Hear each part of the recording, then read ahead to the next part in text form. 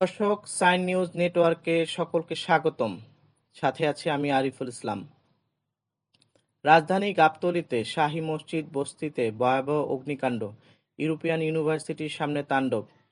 রাজধানী গাবতলীতে শাহী মসজিদের পাশে একটি বস্তিতে ভয়াবহ অগ্নিকাণ্ডের ঘটনা ঘটেছে।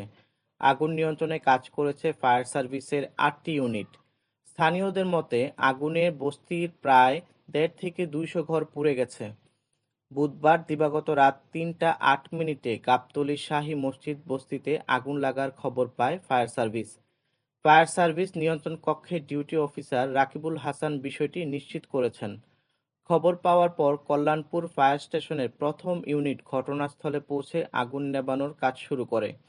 পরে মিরপুর, তেজগাঁও ও মোহাম্মদপুরে ফায়ার স্টেশন থেকে আরও ৭টি ইউনিট যুক্ত হয়। ফায়ার সার্ভিস ঢাকা বিভাগের উপপরিচালক মোহাম্মদ সালেউদ্দিন জানান, ভোর ৪টা ৩৬ মিনিটে আগুন নিয়ন্ত্রণে আসে।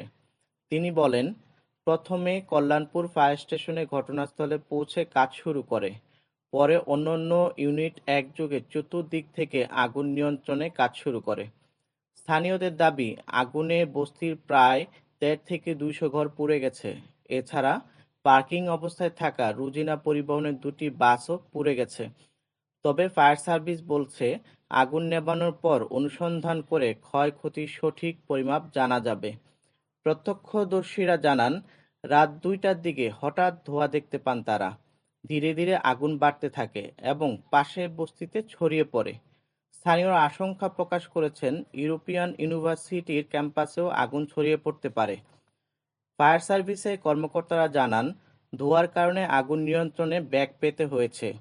এ সময় সেনাবাহিনীর সদস্যরা ফায়ার সার্ভিসকে সহযোগিতা করেছে। ফায়ার সার্ভিস ঢাকা উপবিভাগ পরিচালক মোহাম্মদ সালেউদ্দিন বলেন, সব বস্তি অগ্নি ঝুঁকিপূর্ণ, এটিও ঝুঁকিপূর্ণ ছিল। এই অগ্নিকাণ্ডে বস্তিবাসীর ব্যাপক ক্ষয়ক্ষতি হয়েছে, তবে এখনো পর্যন্ত হতাহতের কোনো খবর পাওয়া যায়নি। ফায়ার সার্ভিসের দ্রুত পদক্ষেপ এবং সেনাবাহিনীর সহযোগিতায় আগুন নিয়ন্ত্রণ আনা সম্ভব হয়েছে। দর্শক, এই অগ্নিকাণ্ড সম্পর্কে আপনার মূল্যবান মতামত আমাদের সঙ্গে শেয়ার করুন কমেন্টে।